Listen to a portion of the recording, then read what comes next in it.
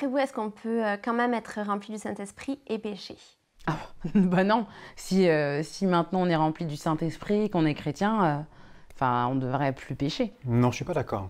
Parce qu'on reste humain, on n'est pas parfait, et on pêche, quoi qu'on fasse, même sans s'en rendre compte, on pêche de toute façon. Donc, même rempli du Saint-Esprit, pour moi, on pêche, quoi. Mhm. Ouais, peut-être. Oui. Comme on nous demande d'être rempli du Saint-Esprit, dans la Bible, on nous demande aussi de marcher à la lumière. Ça veut dire marcher à la lumière de la parole de Dieu.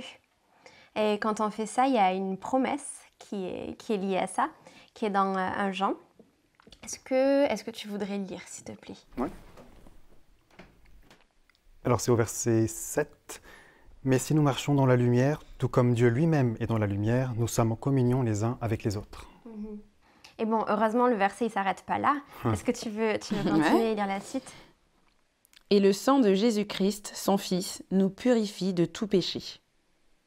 Oui, parce que évidemment, on continue à pécher. Et ça, c'est vrai que qu'on le veuille ou non, parce que forcément, je pense qu'on désire tous marcher dans la lumière, on désire suivre la volonté de Dieu, mais il arrive parfois qu'on s'égare et qu'on reprenne le contrôle de notre propre vie. Ah oui, ça j'aime bien faire ça. Ouais. Et le hic avec ça, c'est que quand on le fait, quand on reprend le contrôle, ça veut dire qu'on met Jésus de côté.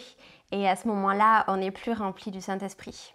Heureusement qu'il existe toujours la confession et reconnaître nos péchés et remettre Dieu à la première place, Jésus au centre. Alors bon, même avec ça, ça ne veut pas dire que notre vie sera parfaite. Et on va continuer à faire des erreurs, des oublis. Mais on va apprendre et ce qui fait qu'on peut être rempli du Saint-Esprit, c'est l'attitude de vouloir constamment le suivre, lui obéir et mettre Jésus au centre de notre vie.